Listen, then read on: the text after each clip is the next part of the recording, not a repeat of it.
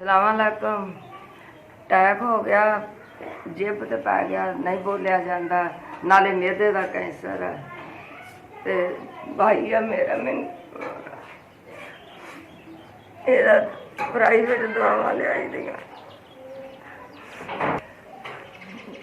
मेरा भाई है तो दवाई कदी लियाई दी कदी नहीं लियाई दी। यह दवाइयां बहुत महंगियां है।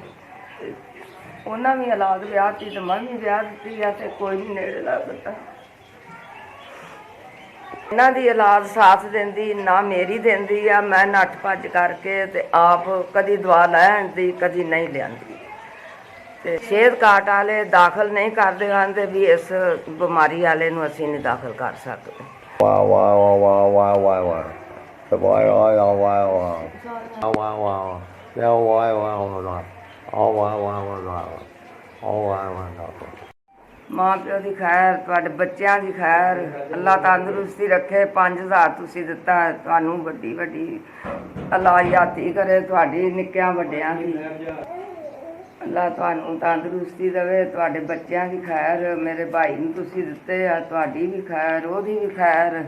तुहाडे माँ प्यो दी तुहाडी कमाई च बरकत पावे अल्लाह सच्चा। ते तुहानूं वड्डियां वड्डियां दुआवां देने पए।